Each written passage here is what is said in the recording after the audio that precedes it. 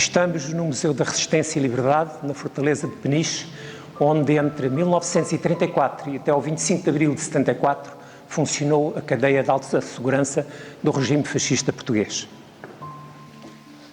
Aqui estamos no parlatório. Era aqui que as famílias se juntavam, viam os presos, de um lado presos, do outro lado a família, mas sempre com o olhar atento e a vigilância dos carcereiros. António Borges Coelho também aqui esteve. Historiador, poeta, ensaísta, nasceu em Mursa em 1928, foi preso em janeiro de 56, na cadeia do Aljube, devido à sua ligação com o mundo juvenil, transitando depois para Peniche. E esteve aqui desde 1954 até 1962, tendo sido companheiro de prisão de Álvaro Cunhal.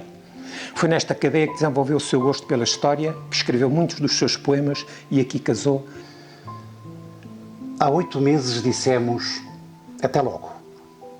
Era uma tarde fria de novembro, uma tarde como qualquer outra, gente regressando à casa do trabalho, lancheiras, malas, rugas profundas no rosto. Se houvesse malas de mão para a saudade, a desventura, não havia malas no mundo que chegassem. Era uma tarde fria de novembro.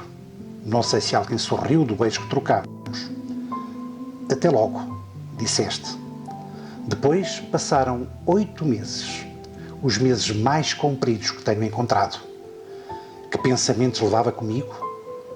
Sei que disseste até logo, e era como se levasses as tuas mãos abertas sobre o meu peito.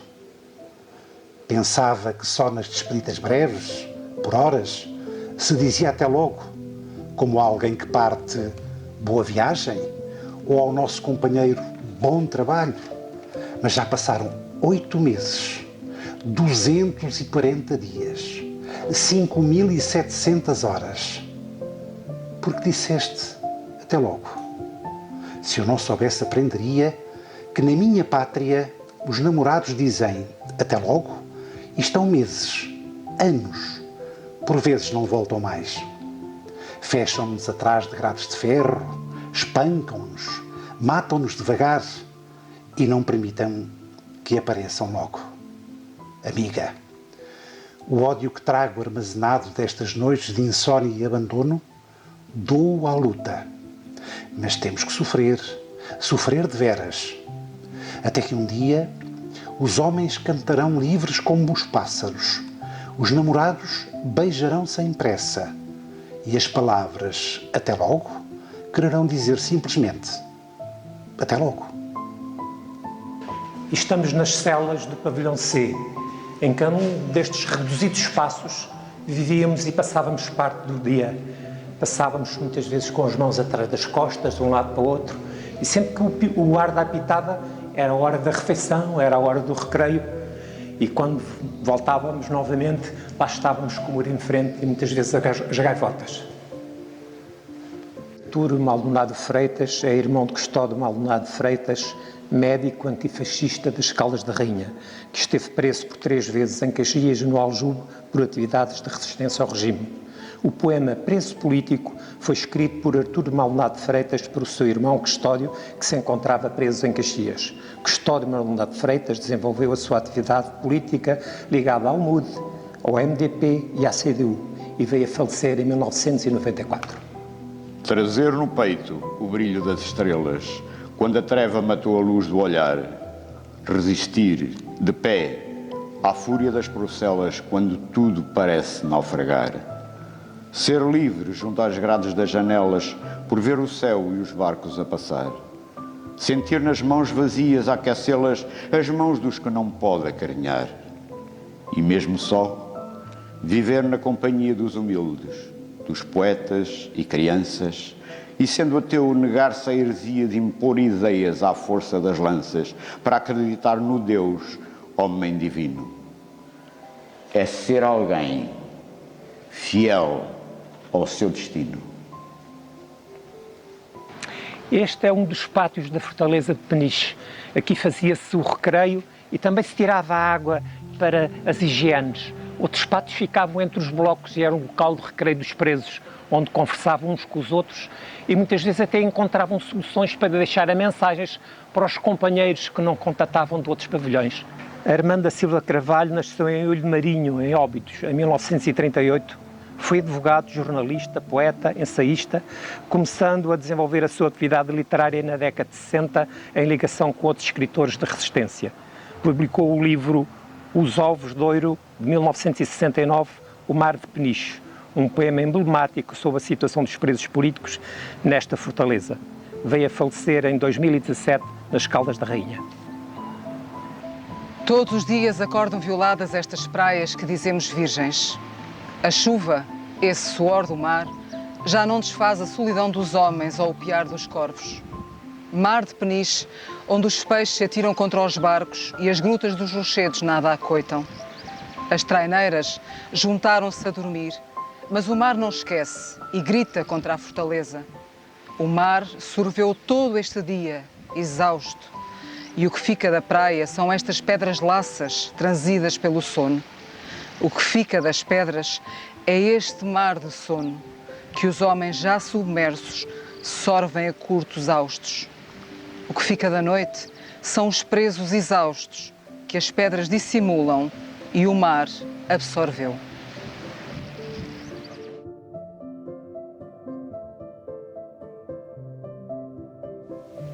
Estamos nas célebres Casas Matas, construções todas em pedra, como se pode verificar, muito úmidas. Eram locais para guardar compartimentos, mas também aqui tiveram presos de castigo. Há até um registro de 1932 da fuga de um conjunto pela Claraboia. David Mourão Ferreira nasceu em 1927 em Lisboa, escritor, professor universitário, notabilizou-se como poeta e ensaísta, sempre com uma forte posição crítica em relação ao regime. Escreveu muitas das letras cantadas por Amália, entre as quais o poema Abandono, batizado em 1962 por Fado de Peniche, pelas claras alusões aos presos políticos encerrados nesta fortaleza. David Mourão Ferreira veio a falecer em 1996. Por teu livre pensamento, foram-te longe a encerrar, tão longe que o meu lamento não te consegue alcançar, e apenas ouves o vento, e apenas ouves o mar. Levaram-te, era já noite, a treva tudo cobria. Foi de noite, numa noite de todas a mais sombria. Foi de noite e nunca mais se fez dia. Ai, dessa noite o veneno persiste em me envenenar.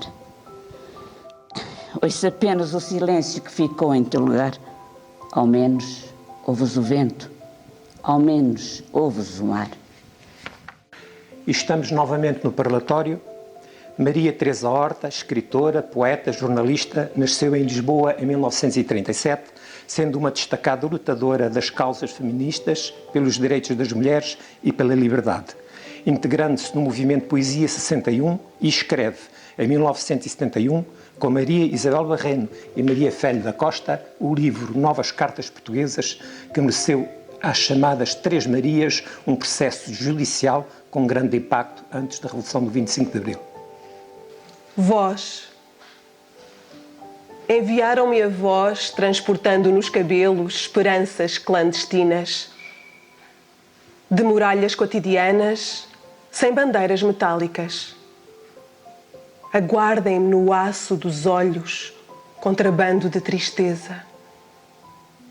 Me enviaram a voz de notícias nos pulsos e me disseram de soluços, rasga das mãos de qualquer homem os telegramas sangrentos enviados ontem.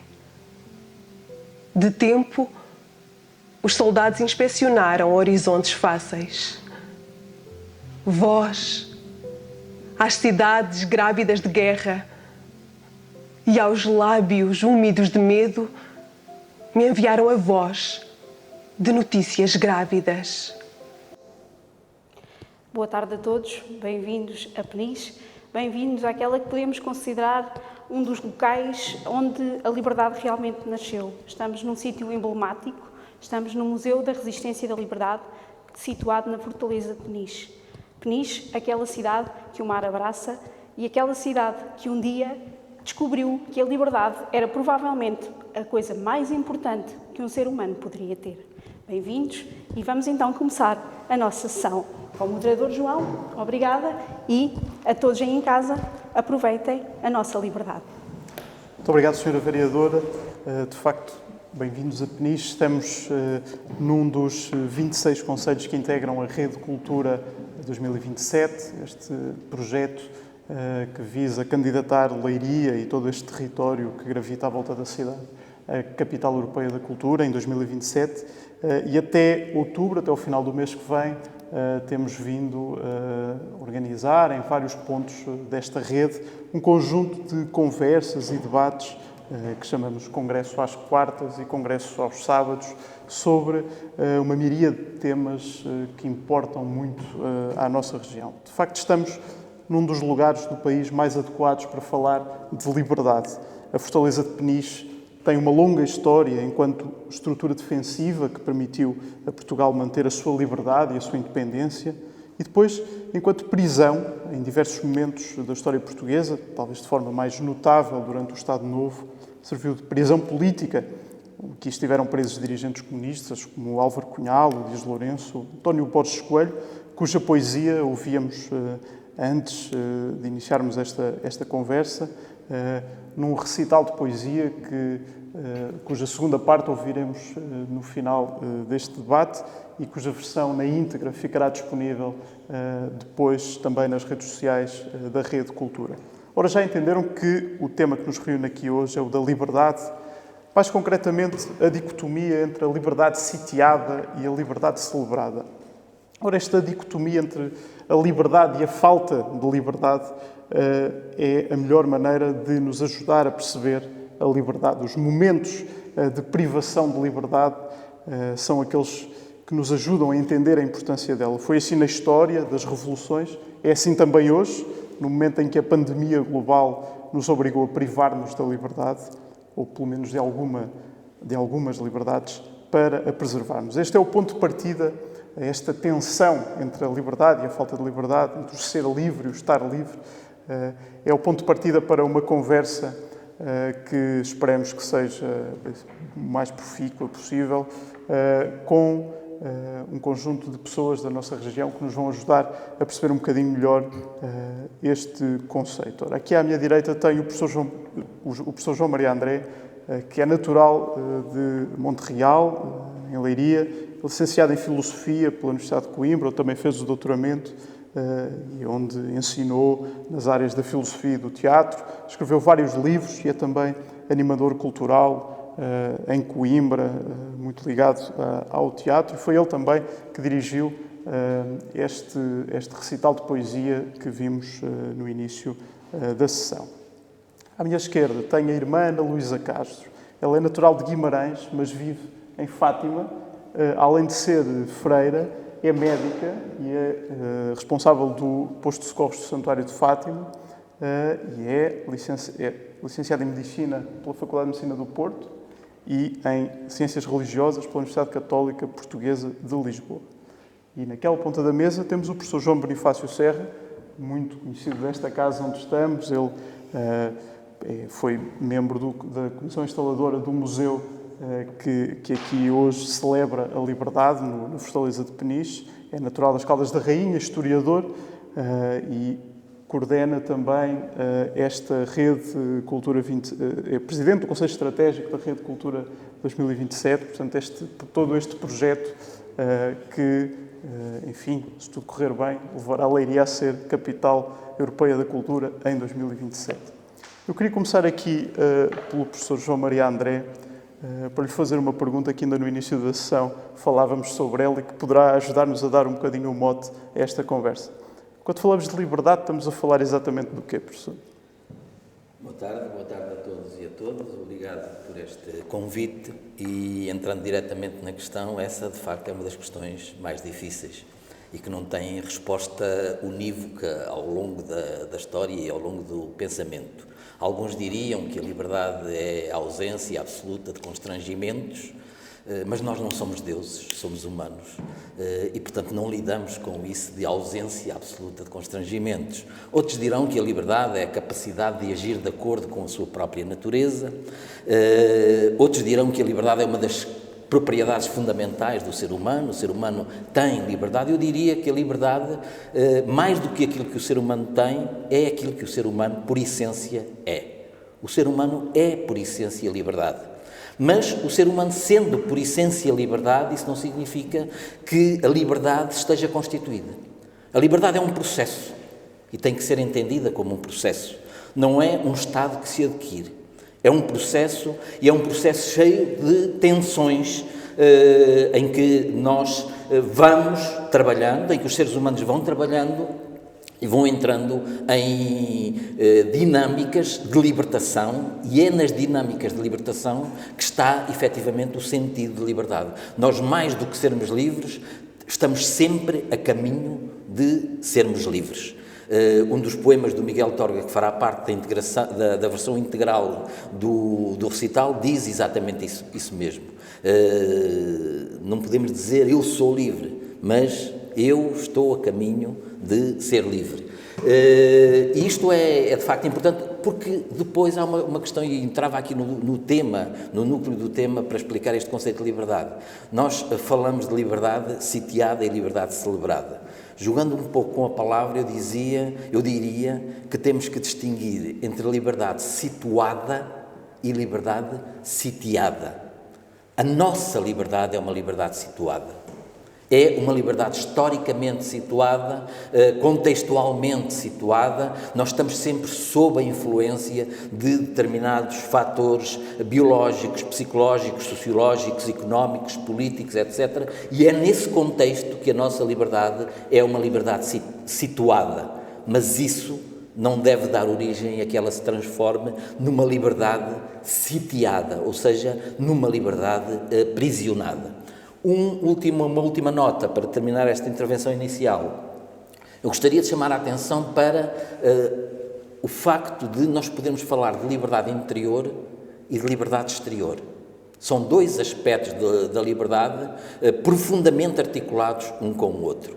Eu diria que nós nunca somos livres se não formos interiormente livres. Nunca somos externamente livres se não formos interiormente livres. Nós precisamos de sermos livres e de nos sentirmos livres. Interiormente livre? Significa que, por vezes, temos prisões interiores, são estereótipos, são ideias feitas, são preconceitos que nos impedem de levarmos até ao máximo as nossas potencialidades.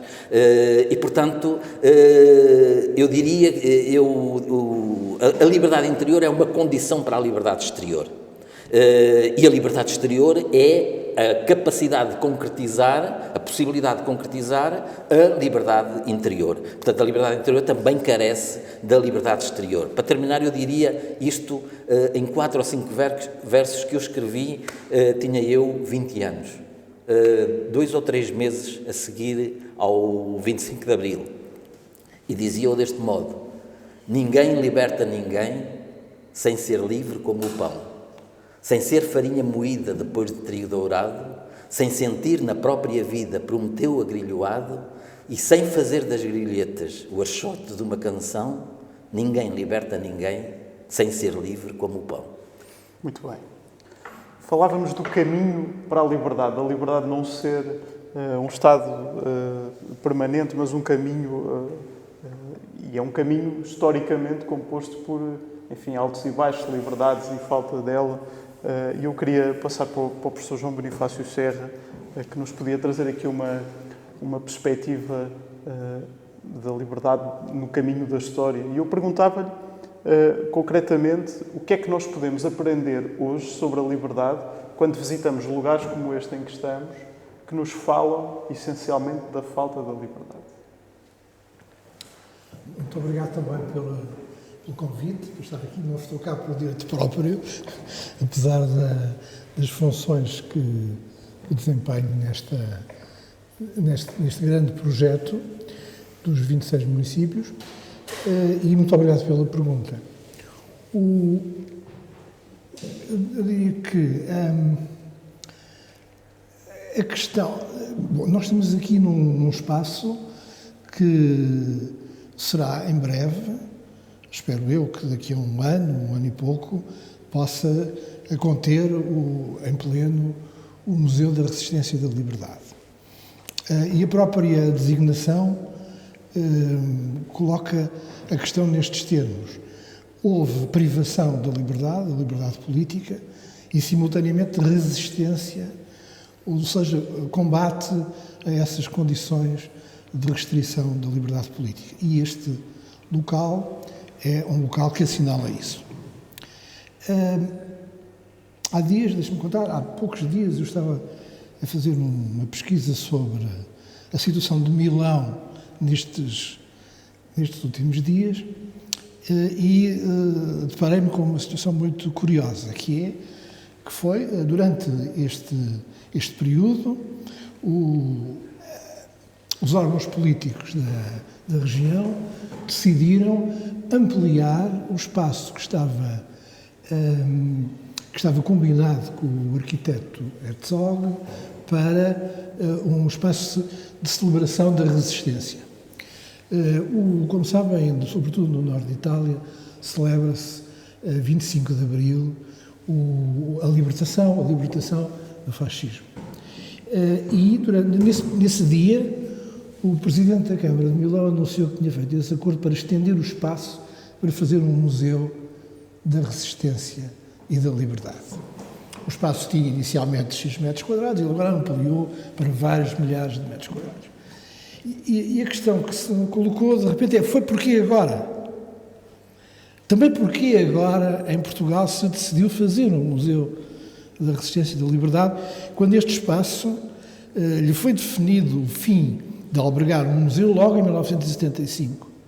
Entre 75 e 2017, ninguém verdadeiramente deu nenhum passo nesse sentido, a não ser a Câmara Municipal, que ocupou o espaço e lhe deu utilidade. Mas não houve nenhum gesto político para criar aqui qualquer coisa que correspondesse a esse desejo enunciado em 75.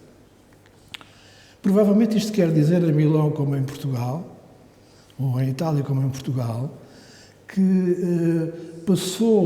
não só passou o tempo sobre a libertação, neste caso algumas décadas, 40 anos, 50 anos, mas sobretudo, talvez tenha sentido, o poder político tenha sentido que hoje volta a fazer sentido pôr a questão da liberdade e pôr a questão em termos de celebração. Também em termos pedagógicos, também em termos de compreender o que se passou, mas também em termos de celebração e de perceber como a liberdade é uma condição da nossa vida, é um valor humano, provavelmente, é uma condição da nossa vida, é um direito humano. Talvez porque hoje seja mais perceptível que ela está ameaçada todos os dias em múltiplos tabuleiros. Essa é a minha convicção, a de que hoje colocar a questão da liberdade tem uma acuidade, uma atualidade provavelmente maior do que teria há 20 ou há 30 anos. Significa que provavelmente nos interstícios da nova sociedade se instalaram um conjunto de formas institucionais que desafiam a liberdade e que, do meu ponto de vista, vão além disso. Desafiam os direitos humanos. Ao desafiarem a liberdade, também colocam no interior dessas instituições o princípio do ataque à dignidade humana, o princípio da desqualificação do homem e aquilo a que, não sei, os filósofos dirão, mas o princípio da maldade. Se o mal existe, o mal também tem que ser combatido e faz parte da luta pela liberdade, luta contra o mal.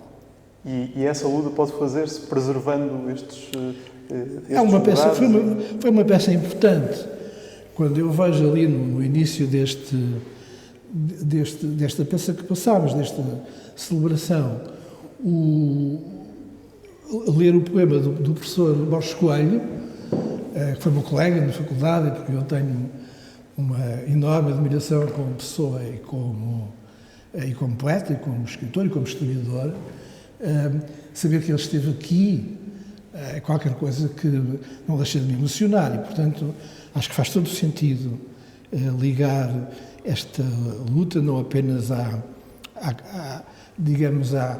racionalidade, mas também à emoção com que celebramos a vida destes homens que lutaram para que fôssemos livres. Esta questão é particularmente importante, deixe-me só sublinhar este aspecto, porque a sociedade de hoje estruturou-se nos últimos anos na perspectiva de que depois de nós é o dilúvio e de certa forma nós estamos a assistir a algum dilúvio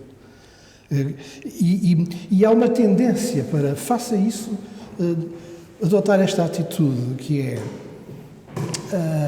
espero já cá não estar quando ele chegar.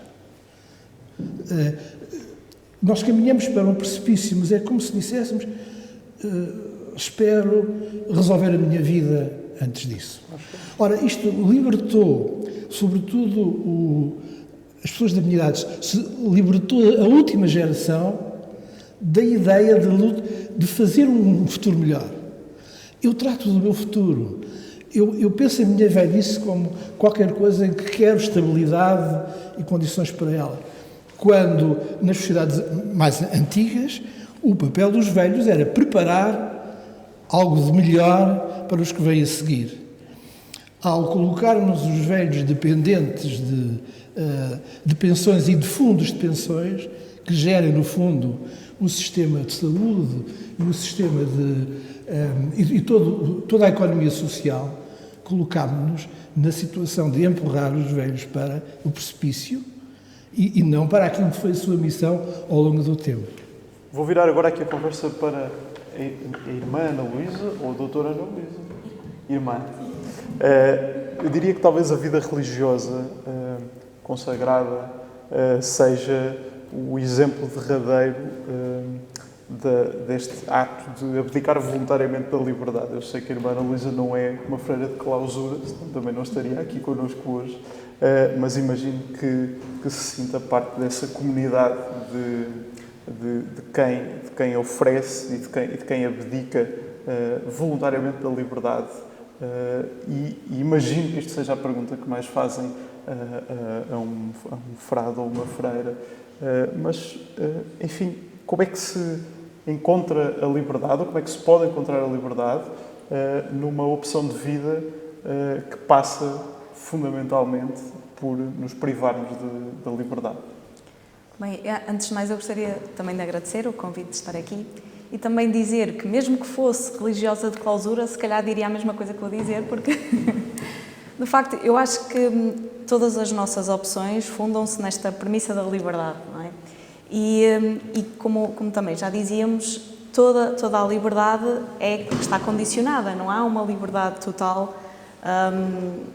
Se calhar, como cristã, acredito nessa liberdade, no fundo, depois da morte, não é? Mas, ou seja, a nossa liberdade é sempre condicionada e eu penso que aqui o que é importante é como é que nós estamos diante desses condicionalismos, como é que nos colocamos, como é que os discernimos, como é que os escolhemos voluntariamente ou não. E, de facto, escolher uma vida em pobreza, castidade, obediência. No meu caso, na minha congregação, temos um quarto voto, que é o voto de unidade, que ainda é mais exigente, parece-me a mim. O que significa? Significa, tem muito a ver com o nosso estilo de vida fraterna, que é muito assim, um estilo muito familiar, muito unido, muito na tentativa de ser semelhante à unidade do Pai, do Filho e do Espírito Santo. Por isso é muito exigente. Claro que a opção por um estilo de vida assim implica o abdicar de uma série de coisas. E se virmos a questão nessa perspectiva, de facto, tira liberdade para, sei lá, fazer o que eu quero, o que me apetece, em cada momento, em cada hora. Mas, simultaneamente, também me dá liberdade para poder viver segundo este estilo de vida. E abre-me portas que de outra maneira não teria. Ou seja, eu penso que cada vez que nós fazemos uma opção, também nos condicionamos de alguma maneira, não é? Sempre que um casal se casa, o homem abdica de todas as outras mulheres, à partida, e a mulher abdica dos outros homens, ou seja, há sempre um condicionalismo. Agora, aqui o que parece-me muito importante é que quando nós fazemos uma opção de vida deste estilo, que haja maturidade para isso, que haja capacidade para tomar essa decisão, que haja consciência, que a pessoa decida livremente e, portanto, nesse sentido eu sinto-me muito livre. Não sinto que qualquer tipo de condicionamento me tire liberdade. É também um ato de liberdade, abdicar, um ato de liberdade. abdicar da própria liberdade. Exatamente. Eu gostava de... eu acho que há dois temas da atualidade que me parecem centrais nesta discussão sobre a liberdade. Um deles é, evidentemente, a pandemia, e já lá vamos. Outro é, enfim, o movimento que se gerou à volta da memória histórica da liberdade depois dos protestos antirracismo que começaram nos Estados Unidos e que alastraram para o mundo todo. Há pouco falávamos da importância de manter, de preservar, de celebrar e de dar dignidade aos locais que nos lembram a falta de liberdade e a opressão. E eu pergunto-vos aos três, podemos começar aqui à direita para manter, mas enfim, a pergunta vai para a mesa. Qual deve ser a nossa atitude perante os símbolos do passado que nos lembram da falta de liberdade? Como é que podemos olhar para este movimento, por exemplo, em torno da remoção de estátuas, enfim, de figuras associadas ao colonialismo e à falta de liberdade no passado? Professor João Maria. Eu, na linha do que disse o professor João Serra, começaria por dizer que a afirmação da liberdade é também a afirmação do direito à memória e a afirmação do direito ao não esquecimento. E tudo aquilo que contribui para manter a memória, acentuar a memória e não esquecer, e o não esquecimento é o não esquecimento de tudo. Não é apenas o não esquecimento dos grandes momentos de libertação. É também o não esquecimento dos momentos de opressão. E, portanto, acho que este deve ser um princípio fundamental. Portanto, esta questão, para mim, é fundamental. A liberdade é a liberdade da memória, é a afirmação do direito ao não esquecimento. Segunda questão fundamental nesse contexto e que depois remeterá também para outro tópico que iremos abordar. E fico-me apenas agora por esta segunda questão. A liberdade é sempre tensional. É sempre uma tensão. E, neste caso concreto, é uma tensão entre a liberdade individual ou pessoal e a liberdade coletiva, a liberdade do grupo, a liberdade da comunidade.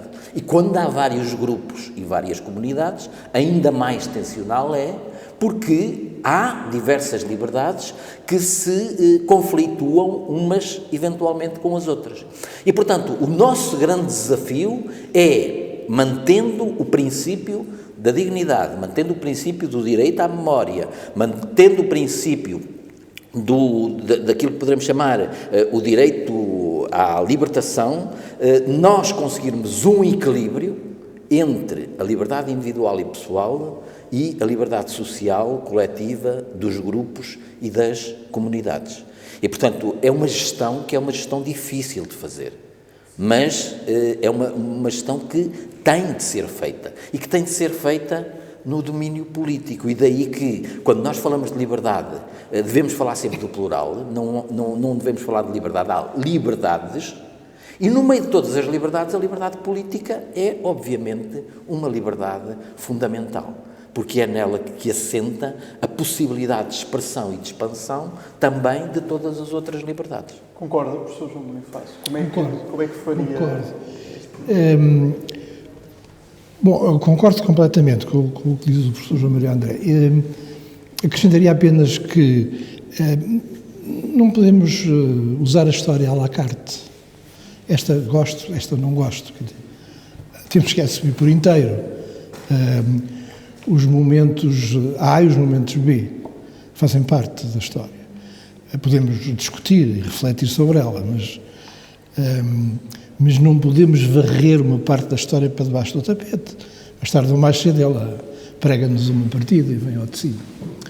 Agora, outra questão que agora se tornou mais candente é a questão da ocupação do espaço público por memórias do passado.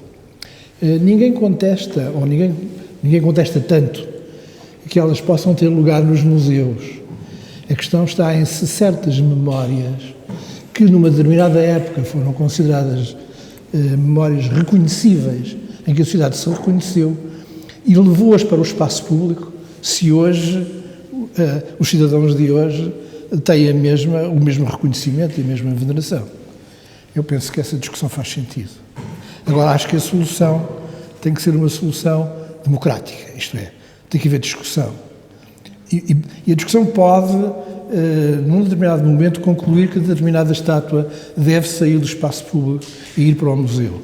Porque em qualquer dos casos, discordo, é da ideia de que é possível banir a história destruindo a estátua, pura e simplesmente. Posso discuti-la se vale a pena ela continuar no espaço público, mas acho que eu não tenho o direito de a destruir. Portanto, concordo com esta discussão de perceber se o lugar de determinadas memórias é no museu ou no centro de uma praça. Faz sentido. Mas a minha pergunta vai mais fundo, que é como é que olham para estes movimentos? Porque há momentos da história em que, de facto, as transformações são feitas por revoluções populares e, enfim, não precisamos de recuar muito do nosso país para isso. Como é que olha para este movimento que se gera? Este movimento é apenas um aspecto da situação global do mundo cruel e do mundo brutal, em que parece que só reconhecemos o direito a seguir ao protesto. A questão é que se os direitos estivessem reconhecidos e os valores humanos fossem a regra da administração do mundo, verdadeiramente o problema não se punha. A questão é que o reconhecimento de direitos depende do protesto e, portanto, as minorias ou os grupos que não se sentem representados protestam à espera que se reconheça o seu direito. O problema tanto se coloca ao nível das nacionalidades, das culturas, das comunidades, como se coloca ao nível das mulheres e do feminismo e do direito das mulheres, ou da violência doméstica, ou da violência machista. Portanto, a todos esses níveis se coloca o problema de que só depois do protesto é que o direito é reconhecido. E, portanto, o protesto significa necessariamente que há, por vezes, um entorce, há um confronto. Criámos mecanismos em que o reconhecimento depende do confronto. Esta é a situação, sobretudo de uma certa crise das democracias liberais e da sua dificuldade em lidar, a não ser com o confronto, e o confronto nem sempre é a boa solução.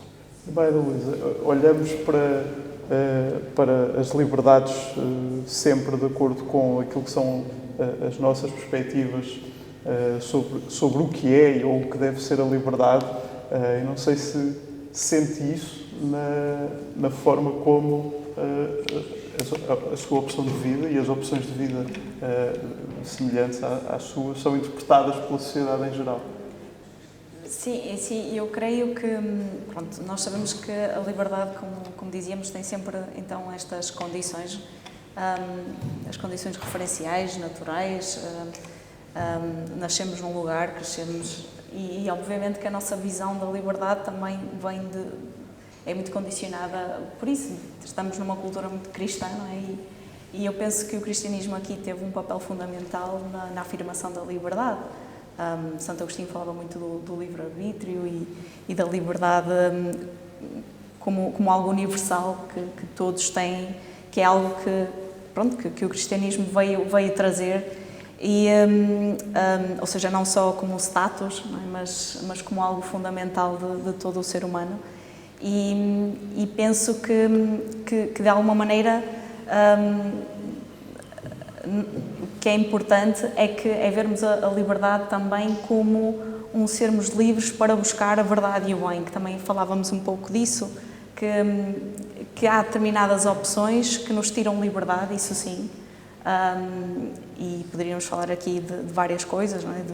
Desde dependências, desde certos estilos de vida, certas opções, mas aqui, lá está, o que penso que é importante é estarmos conscientes de que a liberdade também traz responsabilidade, que também traz este outro lado de como nos apresentamos diante dos outros, e a nossa, qualquer que seja a nossa opção de vida, que seja sempre em busca disto, da verdade e do bem, não só para nós próprios, mas também para todos.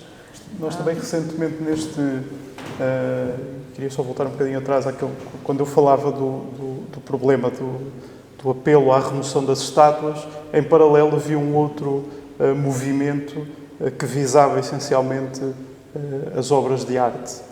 E sei que o professor João Maria queria falar também um bocadinho sobre isto, e já agora pegava em exemplos tão básicos como a Netflix viu-se obrigada a retirar filmes da sua plataforma porque, enfim, havia determinadas posições que agora são interpretadas como racistas. Até a Disney foi reenquadrar alguns desenhos animados de há 20 anos porque já não se enquadram com aquilo que são as nossas crenças de hoje. Enfim, estes movimentos sociais e políticos influenciam a criação artística, a liberdade para a criação artística. De que fatores é que depende a liberdade para criar a arte? Como é que é afetada por estes movimentos? Bom, aqui falo simultaneamente na minha qualidade de filósofo e de artista. E devo dizer que às vezes pensa-se que a liberdade de criação artística é fundamentalmente uma liberdade interior. Mas isso é um equívoco, porque uma coisa é a liberdade de conceptualização, de criação, de germinação de uma ideia, e depois a arte não é ideia. A arte é expressão exterior. De que é que vale um músico ter liberdade para escrever uma sinfonia se a sinfonia fica depois presa nas pautas do seu papel? De que é que vale um autor ter a liberdade para escrever no seu escritório uma peça de teatro, se depois a peça de teatro não sobe ao palco? E, portanto, digamos que a liberdade interior de criação tem de ser necessariamente complementada pela liberdade exterior de concretização daquilo que começou a ser criado e que depois entra num processo de criação que passa pelos intérpretes, passa pelos encenadores, passa, enfim, por todos os outros artistas. E, portanto, lá estamos novamente numa questão que já foi abordada diversas vezes, nas condicionantes da liberdade. E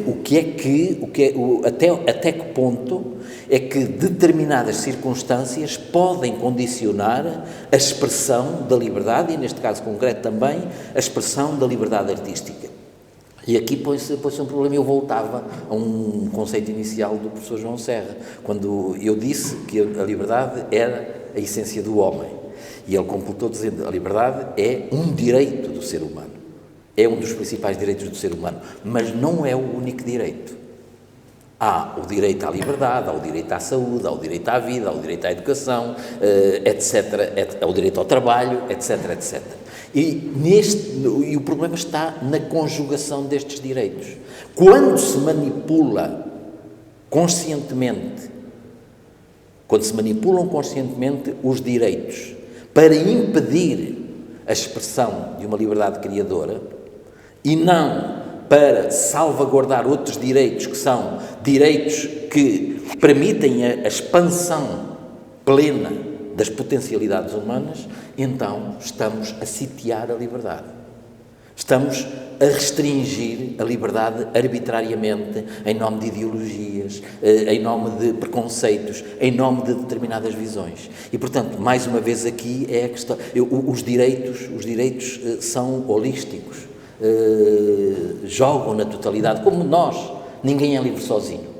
Ou somos livres com os outros, ou não somos livres. E nos direitos é a mesma coisa. Ou usufruímos dos direitos todos interligados, ou a negação de um direito acaba por atingir também os outros direitos. E, portanto, há aqui a necessidade de um equilíbrio, efetivamente, na conciliação de tudo isto com aquilo que é fundamental e que há pouco a irmã dizia, que é ver também a liberdade como a capacidade que o ser humano tem de realizar plenamente as suas potencialidades. E essa realização plena das suas potencialidades passa também, por aquilo que dizia o professor João Serra, passa também pela luta contra o mal, porque o mal é a redução da capacidade da realização das potencialidades humanas. Mas identificam novas ameaças à liberdade? Há pouco o professor João Serra aflorou um bocadinho e depois não continuou muito. Que novas ameaças temos hoje em dia à liberdade? E parece que algumas resultam da falta de memória. Sim, eu acho que hoje uma das principais ameaças à liberdade vem da manipulação, de que falou o professor João Maria André, mas vem do facto de estarem instalados nas instituições um conjunto de poderes fácticos cuja finalidade é coartar a liberdade. Digamos que é impedir que, eu diria que as novas oportunidades de luta pela liberdade geradas pela sociedade em rede suscitaram a emergência de um conjunto de poderes que se instalaram em instituições.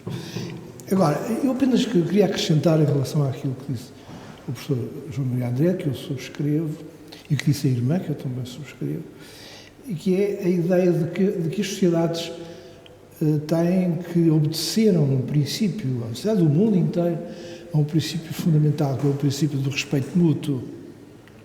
Eu acho que é esse princípio que está hoje em causa.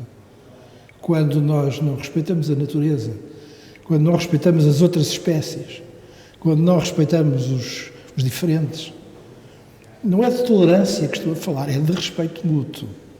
Senão, a nossa liberdade depende, em última análise, no mundo global, da capacidade de reintroduzir o princípio do respeito mútuo. Mas, por exemplo, olhando para o concreto, a subida nas sondagens de partidos como o Chega, por exemplo, podem, enfim, dar a ideia de que algum capítulo da história se pode vir a repetir? Eu acho engraçado que Miguel de Unamuno perguntava-se um dia se o homem busca a liberdade. E dizia que o homem busca a liberdade sob a tirania e busca a tirania sob a liberdade. E de facto, se calhar muitas vezes a tirania ou outros tipos de tiranias, outros tipos de prisões, às vezes buscámo-la sem saber para onde é que estamos a caminhar, não é? Mas eu penso que há bocadinho perguntávamos sobre outros tipos de restrições à liberdade que podem hoje existir. A mim, uma das coisas que me faz pensar muito é a manipulação que hoje existe muito, e falamos de manipulação, por exemplo, a nível de redes sociais e a nível de comunicações. De facto, eu vi um documentário há pouco tempo sobre isso, e o nível de manipulação que existe a esse nível, não é? E até onde é que chega a toda a gente, a todo o mundo, é incrível, é impressionante, e acho que é uma das principais questões, se calhar, que hoje em dia nos temos que colocar, porque de facto há toda uma construção de algoritmos e de técnicas que fazem-nos ver o próximo vídeo e comprar o próximo produto que aparece de uma maneira incrível. Podemos passar por tudo isso achando que estamos a ser livres de tomar aquelas decisões. E de facto estamos a ser manipulados, estamos a ser induzidos a... Isso é uma restrição à liberdade. Sobretudo porque chega até pessoas mais vulneráveis, pessoas que se calhar não são livres para tomar essa decisão, que se deixam manipular facilmente ou que ainda não têm essa capacidade de discernir. Professor João Maria André, queria acrescentar duas notas. Uma relacionada com isto, para dizer que as inovações tecnológicas são simultaneamente uma possibilidade para a realização da liberdade humana e uma possibilidade para a redução e a restrição da liberdade humana. Tudo depende do uso que delas se faz. Esta é a primeira. A gente às vezes houve um discurso muito contra a técnica. Eu acho que a técnica existe para possibilitar a nossa libertação em relação a constrangimentos naturais, etc., mas também pode ser utilizada exatamente para realizar a nossa opressão. E a segunda nota era para dizer exatamente isto, que vem na sequência também de uma ideia que foi, já não sei se foi o professor João Serra, se foi a irmã que disse. Bento Spinoza, um filósofo holandês de origem portuguesa do século XVII, escreveu um livro chamado Tratado Teológico-Político, numa altura de convulsões sociais, em que tentava responder fundamentalmente a esta pergunta: porquê é que os homens lutam pela sua escravidão como se lutassem pela sua liberdade? Ele não usava a palavra escravidão, não usava a palavra liberdade, usava a palavra salvação, mas que é equivalente no vocabulário de Spinoza a liberdade, porque esse conceito é secularizado na linguagem de Spinoza. Portanto, significa libertação. Portanto, porque é que os homens lutam pela sua escravidão como se lutassem pela sua liberdade? E ele respondia: pelo medo. A arma daqueles que condicionam as lutas das multidões é a gestão do medo. E, portanto, nada mais favorável ao desenvolvimento de populismos do que acentuar e criar situações de pânico, de medo, etc. Porque isso é, efetivamente, o clima propício ao aparecimento de salvadores que vêm assim não se sabe de onde e que não são salvadores, são afinal os grandes opressores. Isso preocupa-o hoje em dia? Preocupa-me muito hoje em dia. Eu tenho assistido ao longo dos últimos anos a diversos, da minha vida, desde que me conheço a pensar, a diversos momentos em que eu constatei exatamente isto. Os grandes momentos de triunfo, por exemplo, de forças populistas, foram os grandes momentos de germinação de ideias de medo, de temor, temor pelo futuro, temor pela situação económica, temor pelo diferente, são os estrangeiros, são os imigrantes, são os refugiados, etc. Eles vêm aí e então cria-se um clima de medo. Para quê? Para depois se poder apresentar uma espécie de solução salvadora que não é senão uma solução... Prega o ódio. Só prega o ódio. Exatamente. Forças que pregam o ódio. Estamos num momento em que se prega o ódio, sim. Falávamos do medo. Talvez não haja, e enfim, já estamos aqui a chegar ao fim, temos mais 7 ou 8 minutos, e eu não queria deixar esta sessão acabar sem que falássemos da pandemia, porque basta olharmos à nossa volta, estão aqui 10 pessoas porque não podem estar mais, viemos de máscara, enfim, os últimos meses foram o que foram. Talvez a palavra medo seja a melhor para descrever aquilo que muitos sentimos ao ver as notícias todos os dias sobre o número de novos casos, o número de mortes, etc.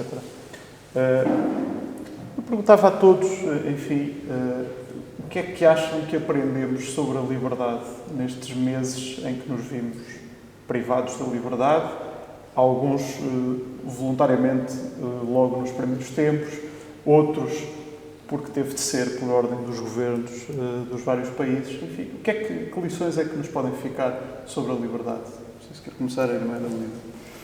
Bem, eu gostava também de acabar um bocadinho com uma notinha de esperança também. Ou seja, eu penso que a pandemia é certo que nos tira uma liberdade de sair à rua sem máscara, se calhar, mas também nos ensinou muito sobre o que é saber estar mais recolhidos, se calhar ter isto em cima da mesa, que é a qualquer momento pode a minha vida estar em questão, e isto também nos leva a uma reflexão mais profunda sobre a vida, sobre a nossa condição, sobre a nossa, para onde é que vamos.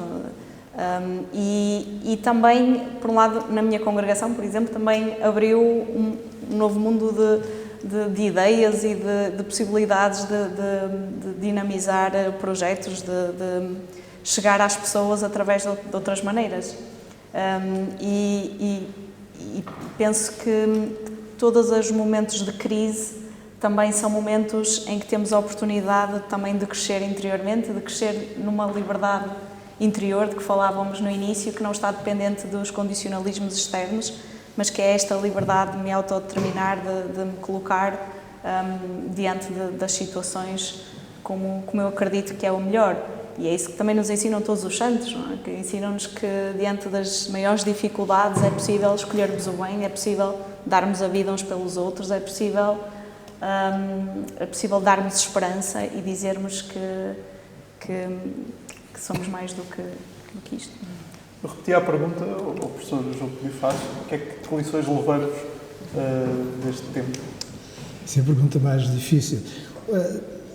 Estes tempos foram reveladores do conjunto de crises de que já adivinhávamos e que agora se tornaram mais evidentes, mais patentes. Talvez a liberdade, eu destacaria uma liberdade que perdemos, que é a liberdade de dar abraços. E essa liberdade é reveladora da importância dos afetos nas sociedades humanas. E, portanto, talvez saiamos daqui mais conscientes de que, sem afetos, não construímos sociedades dignas do ser humano. Será aquilo de que vamos sentir mais falta? De que sentimos mais falta, mas também por isso mesmo, este é o revelador da importância do amor nas sociedades contemporâneas. Professor João. Eu diria, na sequência também destas duas notas mais positivas, o medo é a perversão da esperança. O medo é a transformação da utopia em distopia e a transformação do sonho em pesadelo. E, portanto, o grande desafio que nós temos é a recuperação da esperança e a recuperação da utopia e a descoberta disso nos pequenos gestos. Nós fomos confinados e começámos a aprender, se estivermos com atenção, o valor dos pequenos gestos. Os pequenos gestos que temos com aquele que está ao nosso lado e que nós durante muito tempo nos havíamos esquecido. Reaprendemos o tempo da lentidão, reaprendemos os afetos e o valor dos afetos. E eu acho que a pandemia serviu também para isso, para nós redescobrirmos tudo isso e, com tudo isso, redescobrirmos o valor da esperança. Muito bem, aproximamos-nos das 7 da tarde já. Não vamos ter tempo para pegar em mais temas e seguramente ficaríamos aqui muito mais tempo a falar sobre a liberdade. Queria só deixar uma última oportunidade para que, enfim, se acharam que alguma coisa vos ficou por dizer, o dizerem agora, destas reflexões que fizemos até agora. E se não, enfim, repetia o agradecimento à Câmara Municipal de Peniche pelo acolhimento aqui na Fortaleza e também relembrava que nas próximas semanas estas iniciativas da rede continuarão a realizar-se em direto no Facebook da rede. Este vídeo ficará disponível para quem quiser voltar a ver e a ouvir esta conversa muito interessante. E não nos despedimos sem lembrar que vamos ver agora a segunda parte daquele recital de poesia que vimos no início. Esta segunda, se a primeira nos falava da liberdade sitiada, esta segunda fala-nos da liberdade celebrada, e esta será também um pedaço do recital de poesia, não o recital na íntegra, porque o recital na íntegra ficará depois disponível para ser visto nas redes sociais e no site da Rede Cultura. E olha, da nossa parte é tudo. Muito obrigado a quem nos acompanhou lá em casa e ficamos agora com a segunda parte do recital de poesia.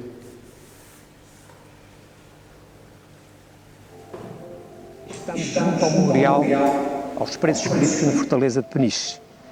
Sofia de Mel Braga Anderson nasceu no Porto em 1919, tendo passado a viver em Lisboa após o seu casamento em 1946 com o jornalista, advogado e político Francisco Sousa Tavares. Fez os seus estudos em Filologia Clássica. Começou a sua atividade poética em 1940, nos cadernos de poesia, e escreveu também contos, teatros, ensaios, traduzindo vários autores, especialmente de teatro.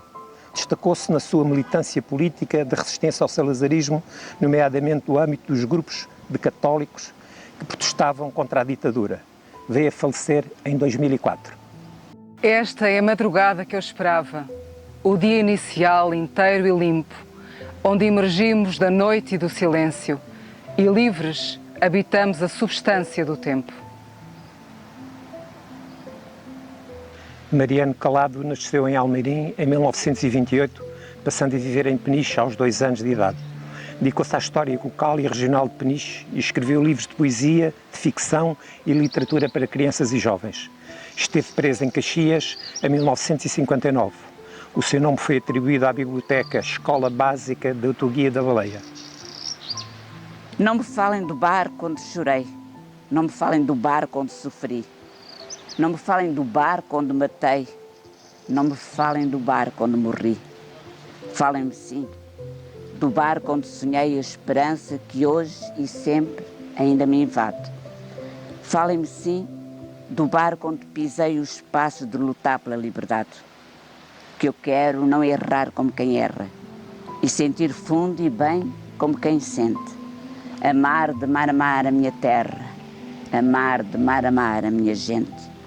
Que este som, este grito, esta raiz que o vento traz em lágrimas de outrora, que este ser e não ser no meu país são o perfume de uma rosa agora. Jorge de Sena nasceu em Lisboa em 1919 e desenvolveu a sua atividade como intelectual, escritor, ensaísta e professor universitário. Por ter participado numa tentativa revolucionária em 1959, exilou-se no Brasil. Em 1965, com a degradação da situação do Brasil, muda-se para os Estados Unidos, onde foi professor em diversas universidades. A sua atividade poética é também ela uma celebração da liberdade, que pôde ainda viver após a Revolução, sem que, no entanto, tenha abandonado os Estados Unidos, onde continua a residir.